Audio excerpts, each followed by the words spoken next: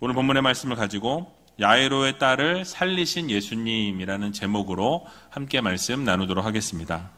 여러분 한 주간 동안 잘 지내셨습니까? 예, 저도 여러분들이 기도 많이 해주셔서 로드맵 플러스 컨퍼런스에 잘 다녀왔습니다. 또 그곳에서 영적인 재충전을 갖는 시간을 가졌고요. 부산 수영로 교회 성도님들의 섬김을 통해서 또 컨퍼런스의 강의와 예배를 통해서 위로와 축복을 받는 그런 귀한 시간을 가졌었습니다. 그리고 코로나 이후에 어떻게 목회를 이루어 나가야 하는지에 대한 인사이트를, 지혜를 얻을 수 있는 귀한 시간이었고요. 이제 앞으로 어려운 시간들이 지속이 되겠지만은, 그러나 함께 어려움을 잘 극복해 나갈 때에 반드시 하나님께서 좋은 일을 우리 제일교회 가운데 세워주시고 또 놀라운 기적과 축복과 회복을 이루실 것을 믿으며 나아가기를 소망합니다. 자, 오늘 본문 말씀을 잠깐 간략하게 소개해드리면, 예수님께서 회당장에게 두려워 말라고 믿기만 하라라고 말씀하셨죠. 그 말씀 이후에 회당장의 집으로 함께 예수님께서 가셨습니다. 그리고 사람들이 장래 의식에 따라서 울며 통곡하는 많은 사람들을 보게 되죠. 그럴 때 예수님께서는 아이가 죽은 것이 아니라 잔다라고 이렇게 말씀해 주셨습니다. 그 말씀을 들은 많은 사람들의 반응은 어땠습니까? 예수님을 비웃었습니다. 이에 예수님께서는 부모와 데리고 간 세 제자들만 데리고 이 소녀의 시신이 누워있는 곳에 들어가시게 됩니다. 그리고 아이의 손을 붙들고 달리다굼이라고 외치시죠. 소녀야 일어나라 라고 외치실 때에 12살 된 소녀가 일어나게 되었고, 일어났을 뿐만 아니라 걸어 다녔다라고 말씀합니다. 그리고 그 모습을 보게 된 많은 사람들은 다 놀래게 되었다라고 언급하고 있죠. 이에 예수님께서는 다른 아무에게도 이 사실을 알리지 말라라고 경계하시면서 소녀에게 먹을 것을 주라라고 명령하시며 오늘 본문은 마쳐지게 됩니다. 자, 이 말씀을 통해서 하나님께서 그렇다면 우리에게 주시고자 하는 교훈의 말씀이 무엇인지 같이 한번 생각해보는 시간을 갖도록 하겠습니다. 오늘 본문 37절과 39절의 말씀을 보니까 이렇게 말씀을 시작합니다. 같이 한번 읽어보겠습니다. 베드로와 야고보의 형제 요한 외에 아무도 따라옴을 허치 아니하시고 회당장의 집에 함께 가사 헌화함과 사람들의 울며 심히 통곡함을 보시고 들어가서 저희에게 이르시되 너희가 어찌하여 헌화하며 우느냐? 이 아이가 죽은 것이 아니라 잔다 하시니. 아멘. 자, 예수님께서 베드로와 야고보와 요한을 데리고 가셨습니다. 그 외에는 아무도 따라오지 말라라고 말씀하셨죠. 이 복음서를 보게 되면 예수님께서는 특별한 경우에만 이렇게 베드로와 야고보와 요한 이 세 제자를 대동하셨던 것을 보게 됩니다. 따라서 이 아이의 소생이 얼마나 크고 중요한 사건인지를 우리가 알게 되는 것이죠. 왜냐하면 항상 중요한 일이 있을 때 베드로와 야고보와 요한을 대동하셨던 것을 우리는 성경을 통해서 볼 수 있습니다.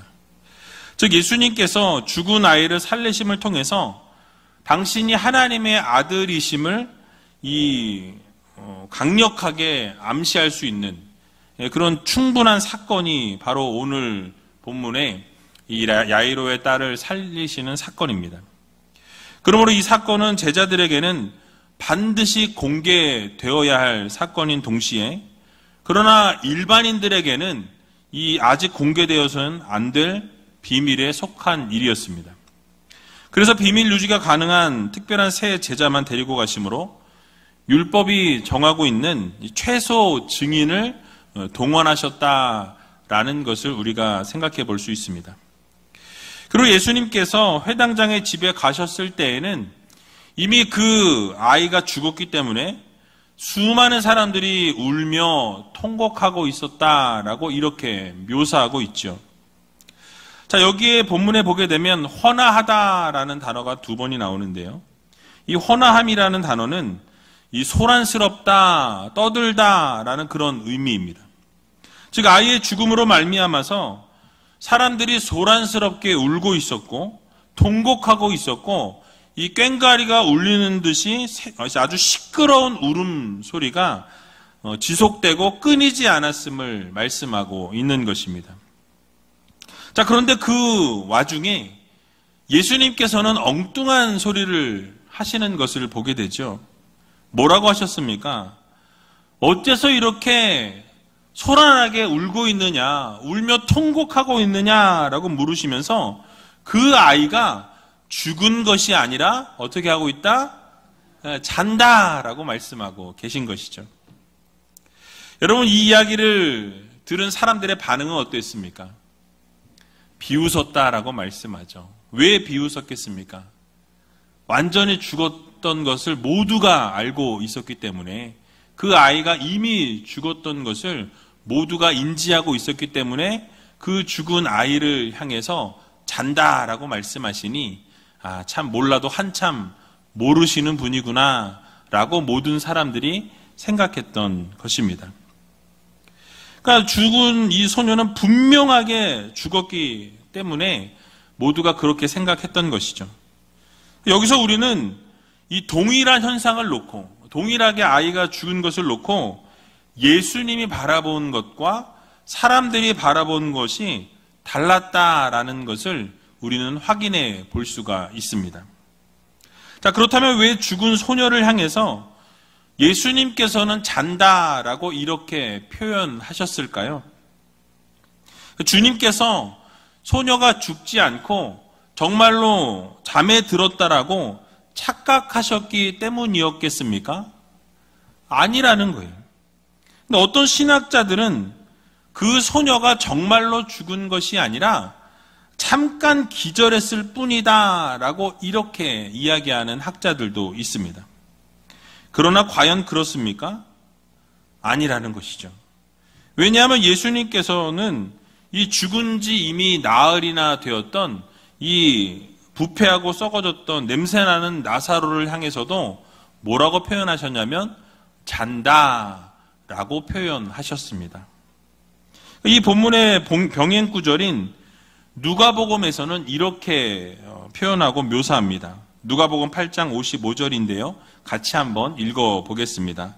그 영이 돌아와 아이가 곧 일어나거늘 예수께서 먹을 것을 주라 명하신대. 아멘.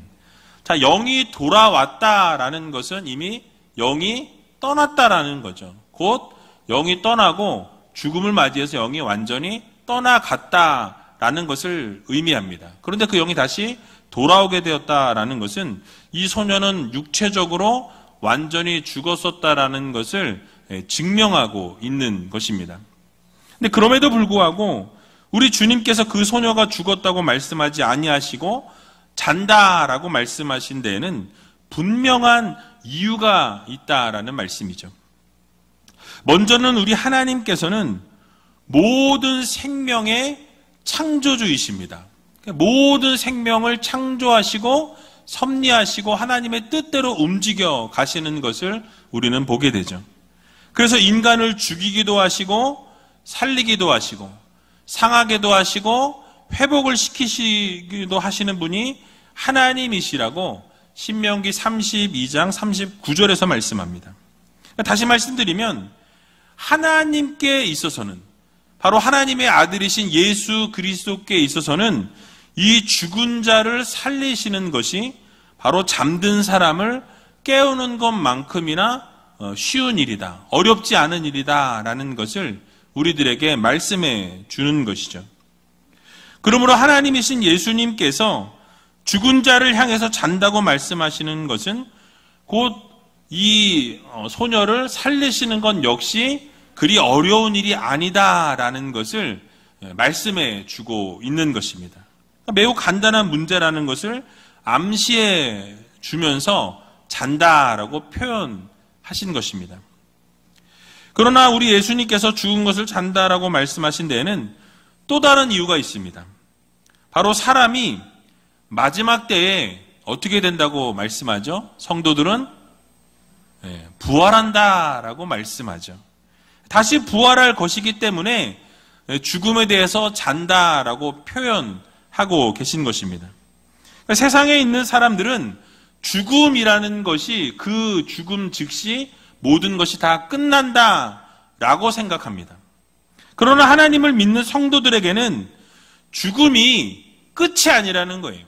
죽음은 새로운 시작입니다. 왜냐하면 죽음을 통해서 저 천국을 소망하고 저 천국에서 영원한 하나님과 함께 저 천국을 누리게 될 것이기 때문입니다. 그래서 성경도 말씀하죠. 다시 부활하게 될 것을 우리들에게 말씀해 주고 있습니다. 그러므로 우리 모두는 이 땅에 살아가면서 이 육체적인 죽음이 인생의 끝으로 알고 우리가 두려워한다거나 슬퍼해서는 안 된다라는 거예요.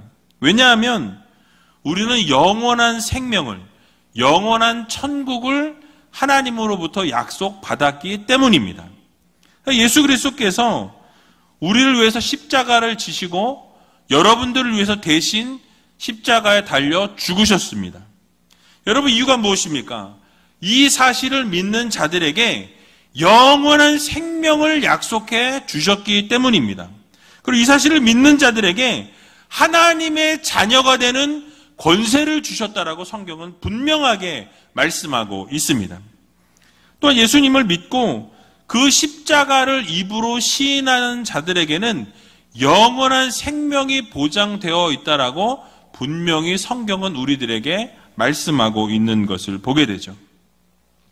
여러분, 그렇습니다. 성도는 하나님 나라에서 영원한 천국을 누리면서 우리 하나님과 영원한 천국을 누리고 함께하는 복을 누리게 될 것입니다. 그러나 예수 그리스도를 믿지 아니하고 주님을 나의 구세주로, 주님을 나의 구원자로 믿지 않는 자들에게는 그 죽음이야말로 어떻게 됩니까? 가장 무서운 것이 되는 거예요. 가장 그 죽음을 구원을 받아들이지 않게 될 때 죽음은 그야말로 모든 소망이 끊어지는 그런 상황에 놓이게 되는 것입니다. 바로 생의 마침표가 되기 때문에 공포의 대상이 될 수밖에 없다라는 것이죠. 그래서 하나님을 믿지 않는 자들에게 있어서 죽음은 공포이지만 하나님을 믿고 예수 그리스도를 섬기는 자들에게 있어서의 죽음은 바로 영원한 천국을 향해 나아가는 길이다라는 것을 여러분들 모두 기억하시기 바랍니다. 그러므로 우리 모두는 죽음이라는 것이 더 나은 세계를 나가기 위한 잠깐의 쉼표라는 것을 여러분 기억하시고 죽음을 두려워하지 마시고 담대히 부활의 소망을 꿈꾸며 하나님 나라를 소망하며 살아갈 수 있는 저와 여러분들이 다 되시길 주님의 이름으로 간절히 축원합니다. 자, 이제 예수님께서 아이가 누워있는 곳에 들어가셔서 이 아이의 손을 붙들고 일어나라 라고 명령하실 때에 그 아이가 살아나게 되었고 그 아이는 걷게 되었다라고 이렇게 설명합니다. 오늘 보면 40절에서 42절에 나와 있는데요. 같이 한번 읽어보겠습니다. 저희가 비웃더라. 예수께서 저희를 다 내어 보내신 후에 아이의 부모와 또 자기와 함께한 자들을 데리시고 아이 있는 곳에 들어가사 그 아이의 손을 잡고 가라사대 달리다굼 하시니 번역하면 곧 소녀야 내가 내게 말하노니 일어나라 하심이라. 소녀가 곧 일어나서 걸으니 나이 12살이라. 사람들이 곧 크게 놀라고 놀라거늘. 아멘. 자, 예수님께서 그 소녀가 잔다고 말씀하실 때에 그곳에 있는 사람들의 반응이 어떠했습니까? 비웃었다라고 이렇게 말씀하죠. 예수 그리스도의 권능과 능력을 믿지 못하고 비웃게 될 때에 결국 그들은 내어 쫓김을 당했다라고 오늘 본문은 설명합니다. 그리고 나서 예수님께서 부모와 세 제자를 데리고 그 소녀가 있는 방으로 들어가셨습니다. 자, 여기서 우리는 한 가지 교훈을 얻을 수 있습니다. 바로 믿는 자들에게는 은혜가 주어지지만 믿지 않는 자들은 내쫓김을 당한다라는 거예요. 그러니까 은혜가 주어지지 않을 뿐만 아니라 결국은 내쫓김을 당하게 되고 그 놀라운 은혜와 기적을 바라보지 못하고 그 현장을 맛보지 못했다라는 사실이.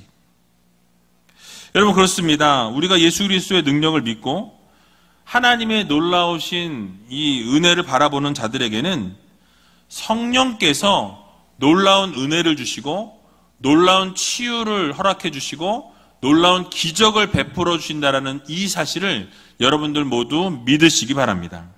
그런데 그것을 믿지 않는 자들은 어떻습니까? 아무런 은혜도 받을 수 없고 어떠한 기적도 맛볼 수 없다라는 사실이에요. 믿는 것과 믿지 않는 것의 차이가 얼마 나지 않는 것 같지만 실제적으로는 믿는 것과 믿지 않는 것은 어마어마한 차이가 있는 것을 우리가 알게 되는 것이죠. 여러분, 복음도 마찬가지입니다. 누구에게나 예수 그리스도를 믿을 수 있는 환경과 여건이 우리 대한민국에는 조성이 되어 있어요. 한국적인 상황에서 보면 누구든지 교회를 갈 수 있습니다. 교회에 가서 예수 그리스도를 믿고 복음을 받아들일 수 있다라는 사실이죠. 그런데 누구나 받을 수 있고 누구나 믿을 수 있다 보니까 문제가 어디서 발생하냐면 이 복음의 가치의 중요성, 얼마나 복음이 중요하고 하나님 말씀과 예수 그리스도의 그 능력이 얼마나 중요한지를 깨닫지 못한다라는 사실이. 그러나 우리가 잊지 말아야 될 것은 복음은, 예수 그리스도의 이 복음은 우리에게 영원한 생명을 주는 진리라는 것을 여러분 모두 믿으시기 바랍니다. 영생을 가져다 주는 유일무이한 진리의 말씀이라는 거예요. 복음은 모든 지혜와 장수의 복과 또 존귀의 근원이 되는 보배라고 잠언 8장에서 말씀하고 있는 것을 보게 됩니다. 여러분, 그러나 부자와 나사로의 이 예를 생각해 볼 때 언제까지 이 복음이 유효합니까? 그 바로 복음은 생명이 있을 때에만 유효하다라는 사실이. 생명이 붙어 있을 때에만 받아들이는 것이 유효하다라는 것을 우리는 기억해야 할 것입니다. 그러니까 살아있을 때 복음을 받아들이고 살아있을 때 복음을 믿어야 한다는 거예요. 그렇지 않으면 결국 오늘 본문의 말씀처럼 믿지 않게 되니까, 비웃다 보니까 쫓겨남을 당하게 되고, 쫓겨나게 되니까 기적을 직접 체험할 수 없게 되고, 결국 쫓겨나게 되니까 은혜를 받을 수도 없게 된다라는 것을 우리는 마음 깊이 새겨야 할 것입니다. 마태복음 13장 44절의 말씀을 보게 되면 이렇게 말씀하고 있어요. 같이 한번 읽어보겠습니다. 천국은 마치 밭에 감추인 보화와 같으니 사람이 이를 발견한 후 숨겨두고 기뻐하여 돌아가서 자기의 소유를 다 팔아 그 밭을 샀느니라. 아멘. 자, 여러분, 마치 천국의 가치를 아는 자들은 감추인 보화를 찾아낸 사람의 마음과 동일하다라는 것이죠. 그것을 숨겨두고 어떻게 합니까? 자신이 가지고 있는 모든 소유를 다 팔아서 그 밭을 샀다라고 말씀하죠. 복음의 진리의 가치를 아는 자들은 그 복음의 생명을 거는 거예요. 그 복음이 얼마나 진리이고 영원한 생명을 주는 것인가를 아는 자들은 그 복음에 예수 그리스도의 생명을 걸게 되어 있는 것입니다. 천국의 가치를 아는 자들은 자기 소유를 다 팔아서 살 만큼 엄청난 것이고 그 가치를 모르는 자들에게는 비웃게 되고 결국은 영원한 형벌을 받을 수밖에 없다라는 말씀이죠. 그러므로 우리 모두는 야이로나 선택받았던 제자들처럼 예수님을 굳게 믿음으로 놀라운 이 은혜도 경험하고 기적을 직접 체험할 수 있는 믿음의 성도들이 되어야 할 것입니다. 여러분, 만약 여러분들이 그 소녀가 살아나는 그 현장에 여러분이 있었다면 여러분 어쩌시겠습니까?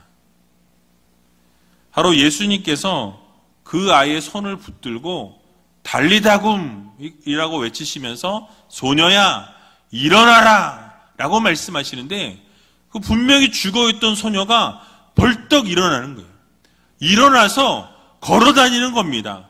그것을 여러분이 그 현장에서 직접 목격했다고 여러분 한번 상상해 보세요. 엄청나게 놀라고 엄청나게 충격을 아마 받지 않았겠습니까? 어쩌면 내가 본 것을 잘못 본 것은 아닌가?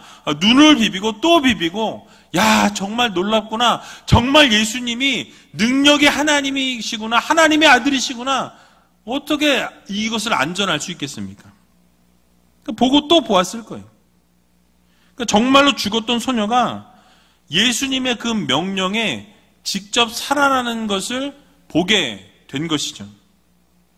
여러분, 그렇습니다. 예수님께서는 오늘날에도 동일하게 우리의 삶에서 역사하시는 하나님이세요. 우리가 끝까지 믿고 의지하고 나아가게 되면 여러분의 삶에서도 기적을 베푸시고 은혜를 베푸시는 전능하신 하나님 아버지십니다.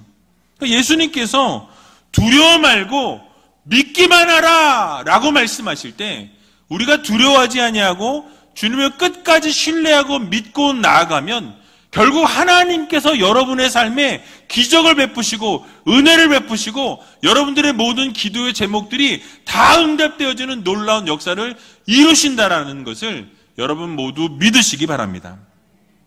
그러므로 사랑하는 우리지엘교회 성도 여러분, 우리는 코로나라는 이 어려운 길고 긴 터널을 지나고 있습니다. 그런 상황 가운데서 우리 주님은 오늘도 말씀하고 계세요. 두려워 말고 믿기만 하라. 여러분들이 정말 하나님을 전적으로 신뢰하고 믿으며 나아가면 하나님께서 반드시 이루시고 반드시 지나게 하시고 결국 살아서 역사하시는 하나님을 보여주신다라는 것을 여러분 모두 믿으시기 바랍니다. 끝까지 우리가 예수님을 신뢰하고 하나님을 바라볼 때 그 소녀가 살게 되었던 것처럼 우리의 삶 가운데도 놀라운 기적의 역사가 일어나게 될 것입니다.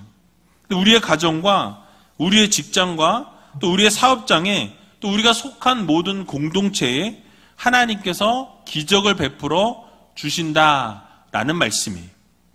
그러므로 지금 조금 어렵더라도 또 힘들더라도 우리가 전적으로 하나님을 의지하고 전적으로 하나님을 바라보고 신뢰하게 될 때에 하나님께서는 반드시 우리의 삶을 회복시켜 주시고 우리의 넘어졌던 그 힘든 일들이 다시 회복되어지고 일어나게 된다라는 것을 믿으시고 이번 한 주간도 승리케 하시는 하나님을 바라보며 이겨나갈 수 있는 저와 여러분들이 다 되시길 주님의 이름으로 간절히 축원드립니다. 마지막으로 43절 말씀 읽고 말씀을 마치도록 하겠습니다. 예수께서 이 일을 아무도 알지 못하게 하라고 저희를 많이 경계하시고 이에 소녀에게 먹을 것을 주라 하시니라. 아멘.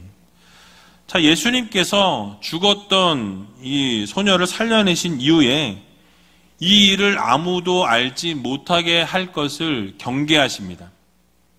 왜 예수님께서는 많은 사람들에게 이것을 알게 하지 못하도록 그렇게 조치를 하셨을까요? 그것은 가버나움 사람들이 메시아에 대한 기대감을 가지고 있었습니다. 그러다 보니까 예수님의 이 이적을 계속 행하고 기적을 행하시다 보면 이 예수님을 정치적인 메시아의 출현이라고 생각하고 그것을 해석할 가능성이 있었다라는 것이죠. 그래서 많은 사람들이 실제로 예수님이 기적을 베푸시고 또 오병이어의 기적을 베푸실 때에도 많은 사람들이 예수님을 왕으로 삼고자 했다라고 말씀하는 것을 보게 됩니다. 그래서 이렇게 되다 보면 유대 종교 지도자들에게 그 소문이 흘러들어가게 되고 박해가 점점 가까워지고 예수님이 십자가를 지시는 그 순간이 더 빨리 다가오게 되는 것이죠. 그렇게 시간이 앞당겨지게 될 때 예수님이 계획하고 계셨던 이 제자 양육이나 전도나 어떤 공생애의 시간들이 짧아지고 차질이 생길 수 있었기 때문이었습니다. 그래서 예수님께서는 제자들에게는 하나님의 아들이심을 지속적으로 밝히셨고 그리고 계속해서 생명을 살리시고 또 기적을 행하셨지만은 외부로는 그 사실을 알리지 말라라고 계속해서 경계하시고 말씀하시는 것을 보게 됩니다. 결국은 십자가를 지실 때가 되어서는 예수님께서 모든 것을 다 밝히시고 본인이 하나님의 아들이시라는 것도 완전히 드러내시는 것을 우리는 보게 되는 것입니다. 그러므로 사랑하는 우리제일교회 성도 여러분, 우리는 예수님께서 언제나 기적을 베푸셨지만 또 놀라운 은혜를 베푸시고 놀라운 역사를 이루셨지만 자신을 드러내지 않으시고 언제나 하나님의 영광을 드러내셨던 것을 우리는 보게 됩니다. 우리도 그런 삶을 살아가야 한다라는 것을 여러분들 모두 마음 깊이 새기시고 특별히 예수님과 늘 함께하고 성령님과 늘 동행하는 삶을 살아가셔서 이 기적을 베푸시는 현장에 놀라운 역사를 이루시는 현장을 여러분 직접 눈으로 보시고 믿음으로 확증할 수 있는 귀한 우이제일교회 모든 성도님들이 다 되시길 주님의 이름으로 간절히 축원드립니다.